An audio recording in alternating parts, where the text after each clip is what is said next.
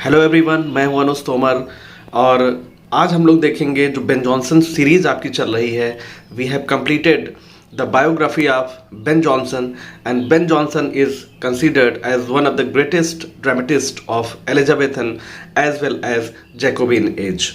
तो इनके बारे में बहुत सारी चीज़ें हम लोगों ने जानी। इससे पहले शायद ही कुछ चीज़ें जानते थे मेन बाकी बहुत सारी जो हिडन फैक्ट्स थे इनके बारे में हमें पता चले कि ये कितने ज़्यादा एग्रेसिव थे, कितनी बार जेल गए, कौन से वर्क इनके फेमस थे, किनके साथ कोलेब्रेशन इनका हुआ।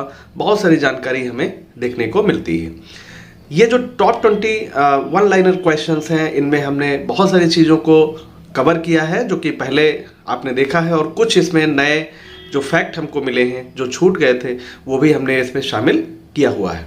तो आइए शुरू करते हैं। तो देखिए, सबसे पहला जो आपका मेन जो एक क्वेश्चन आता है कि भाई टोटल प्लेज और मास्क कितने लिखे थे इन्होंने।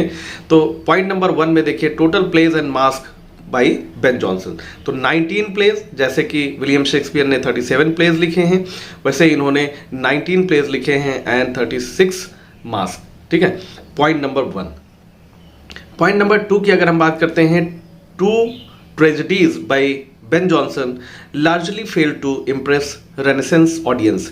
यानी कि इन्होंने केवल 2 ही ट्रेजेडीज लिखी थी जो कि रेनेसेंस ऑडियंस थी उस समय की, उनको बिल्कुल भी पसंद नहीं आई थी। लेकिन ये हमारे लिए एक एग्जाम पॉइंट ऑफ व्यू से बहुत ज़्यादा इम्पॉर्टेंट हो जाती हैं। इसमें देखिए, पहला नाम है सेजनस और दूसरा है कैटलाइन। ये दोनों बहुत ही ज़बरदस्त तरीके से इन्होंने लिखा था, लेकिन चूंकि उस समय जो टेस्ट था ऑडियंस का वो बिल्कुल अलग था, और शायद ये इसीलिए दोनों जो इनकी ट्रेजेडीज़ हैं वो फेल रही, और जो ऑडियंस थी उन्होंने बिल्कुल भी इनका वेलकम नहीं किया था। नेक्स्ट देखिए, अगर हम बात करते हैं तो father of English classical comedy जो है वो बेन जॉनसन को कंसीडर किया जाता है। नेक्स्ट देखते हैं 4 नंबर पे, सब title of Ben Jonson's Timber. तो टिम्बर जो इनका एक प्रोज वर्क है, एक ही इन्होंने प्रोज वर्क लिखा है, तो उसमें आप ये समझ लीजिए कि जो ये टिम्बर है इसका जो सब टाइटल है वो है डिस्कवरीज। तो हमने इसलिए ब्रैकेट में लिख भी दिया है कि it is his only prose volume या प्रोज वर्क। नेक्स्ट हम लोग बात करते हैं, तो considered that it is considered that the chief function of literature is to instruct। ये बेन जॉनसन ने कहा था कि it is considered that the chief function of literature is to instruct। ये बेन जॉनसन का कथन है, ये उनका एक स्टेटमेंट है, बहुत ज़्यादा फेमस है, ये भी आपका आ सकता है। 6 नंबर में देखिए, Shakespeare acted part in one of Ben Jonson's play. तो वो जो इन्होंने शेक्सपियर ने एक पार्ट किया था, एक बूढ़े आदमी का, इसमें जो बूढ़ा एक किरदार होता है उसका एक पार्ट किया था, तो वो था every man in his humour. Next अगर हम पॉइंट नंबर 7 की बात करते हैं, तो इसमें है Ben Jonson wrote many masks in honor of James I and Queen Anne। Queen Anne और जेम्स फर्स्ट के ऑनर में इन्होंने जो भी मास्क लिखे थे, काफ़ी हद तक वो उनको डेडिकेटेड थे, उनके ऑनर में लिखे गए थे। नेक्स्ट अगर हम बात करते हैं तो 8 नंबर पे, द डेविल इज एन ऐश जो वर्क है इज, ये किसने लिखा है? तो ये बेन जॉनसन साहब ने लिखा है। बहुत ही बेहतरीन ये वर्क रहा है इनका। नेक्स्ट हम बात करते हैं तो 9 नंबर पे अगर आप देखते हैं तो ईस्टवर्ड हो, जो कि बहुत एक कंट्रोवर्शियल वर्क था, जो कि इन्होंने लिखा था किसके ऊपर? किंग जेम्स फर्स्ट जो कि स्कॉटलैंड के राजा थे, उनके ऊपर इन्होंने लिखा था, और बहुत ज़्यादा इनको दिक्कत हुई इसके बाद। तो eastward Ho was coauthored by Ben Jonson. Ben Jonson ने लिखा था। It was a collaborated work. It was written by 3 great writers, great dramatist. इसमें बेन जॉनसन नंबर 1 पे आते हैं, जॉर्ज चैपमैन नंबर 2 पे आते हैं, और नंबर 3 पे आते हैं जॉन हॉस्टन। 10 नंबर पे आइए अगर देखते हैं तो जो 10 पॉइंट है वो इसी से संबंधित है। Which play offended king James first? तो ये था ईस्टवर्ड हो। ईस्टवर्ड हो के बाद जो किंग जेम्स राजा थे स्कॉटलैंड के, बहुत ज़्यादा नाराज हुए और इन्होंने तीनों को इम्प्रिजन करा दिया।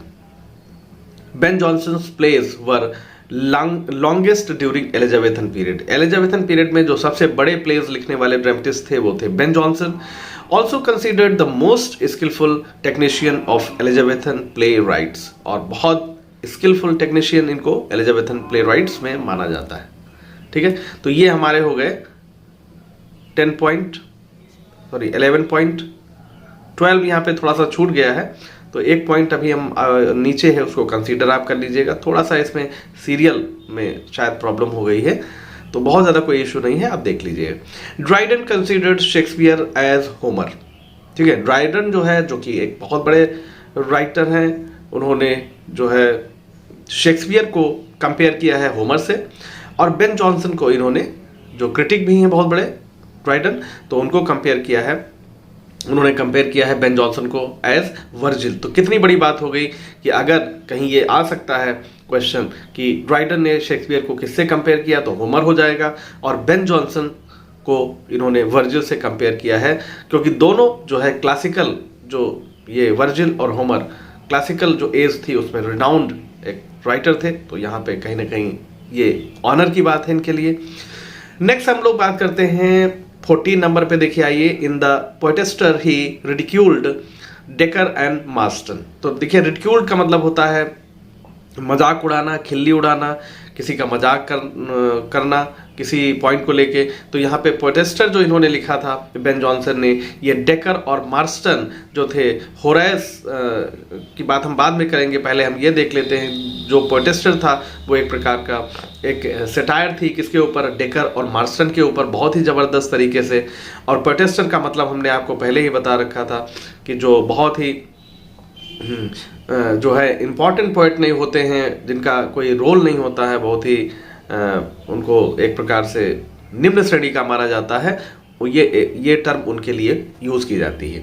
तो Horace is a character in the Poetaster who represents Ben Jonson himself. यानी कि हम जब बेन जॉनसन जो है, उन्होंने एक होरेस जो कैरेक्टर था उसमें अपने को जो है क्या रिप्रेजेंट किया है, उन्होंने अपने को होरेस माना है, और होरेस के रूप में उन्होंने अपने को रिप्रेजेंट किया है। पॉइंट नंबर 15 में तो हम इसमें सारे देख लेते हैं एक साथ, क्योंकि एक बहुत इंपॉर्टेंट पोएटेस्टर वर्क है इनका, सेटायर। डेकर जो नेम है वो है ड्रामेटियस फेनियस, और मार्स्टन का जो नाम इन्होंने लिखा है इस सेटायर में वो है क्रिस्पायरस, और बेन जॉनसन ने अपना नाम जो रखा है वो होरेस रखा है। ठीक है, तो ये सारे पॉइंट हमने यहाँ पे कवर कर लिए। कॉमेडी ऑफ ह्यूमर्स जो इनका एक जनर माना जाता है बेन जॉनसन का, इन्होंने इसको पॉपुलराइज किया, बहुत ज़्यादा आगे ले गए इसको। हालांकि ये पहले भी यूज़ हो चुका था, लेकिन सबसे ज़्यादा जो श्रेय जाता है, जो क्रेडिट जाता है, वो इन्हीं को जाता है। तो Ben Jonson was the first dramatist who conceived and popularized this dramatic genre during late 16th century. The term humor has been derived from Latin word which means liquid.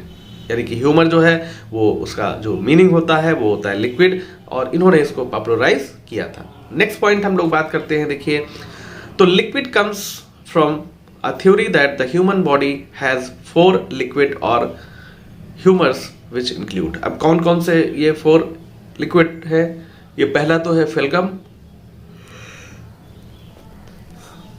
दूसरा है ब्लड, तीसरा है येलो बाइल, और चौथा है black bile. तो इसमें देख लेते हैं। When these popularly balance these humours were thought to give, यहाँ पे हो जाएगा the individual a healthy mind in a healthy body. यानी कि अगर तीनों का कॉम्बिनेशन सही रहता है तो फिर जो ह्यूमन बॉडी है या ह्यूमन बीइंग है वो हर तरीके से स्वस्थ रहता है, चाहे वो मेंटली हो चाहे फिजिकली हो, यानी कि वो बिल्कुल एकदम कंप्लीट रहता है। नेक्स्ट हम बात करते हैं, तो 18 नंबर पे आइए। The humour of blood makes man excessively optimistic even without the slightest chance of hope and और सक्सेस। यानी कि जो ब्लड है ये ऑप्टिमिस्टिक बनाता है, पॉजिटिव बनाता है एक प्रकार से। और दूसरा जो है फेलगम मेक्स वन एक्सेसिवली काम, और फेलगम जो है वो शांत करता है मनुष्य को, ह्यूमन बींग्स को।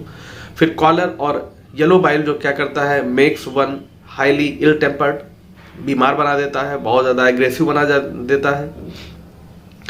ब्लैक बाइल जो होता है मेक्स वन एक्सेसिवली मेलंकली, यानी कि सैड बना देता है। तो इस तरह से हमने यहाँ पे 20 पॉइंट्स कवर किए। तो देखिए ऐसा है कि बहुत सारे लोगों ने जो फर्स्ट वीडियो था वो देखा और सेकंड वीडियो भी काफ़ी लोगों ने देखा, लेकिन in comparison to the first video बहुत कम लोगों ने देखा। तो मेरी रिक्वेस्ट है कि जितने लोग भी देखते हैं वो कमेंट जरूर करें और ये ज़रूर कोशिश करें बताने की कि उनको पूरी तरह से जो कंटेंट है वो समझ में आ रहा है, चीज़ें क्लियर हैं। नेक्स्ट वीडियो जो हमारा होगा वो इंट्रोडक्शन होगा every man in his humour, और उसके बाद हम पूरा इसको ड्रामा के रूप में देखेंगे, इसके कैरेक्टर्स देखेंगे और इसकी स्टोरी देखेंगे। Thank you very much for your love and support. और मेहनत तो आपको करनी ही पड़ेगी, ठीक है, ऐसा नहीं है कि मेहनत आप नहीं करेंगे, और अगर नहीं करेंगे तो कुछ भी नहीं आपको मिलेगा, क्योंकि चीज़ें आप जानते ही हो टीजीटी में किस तरह से हुई हैं, तो हमें उसके लिए तैयार रहना होगा। Thank you very much once again, thank you very much.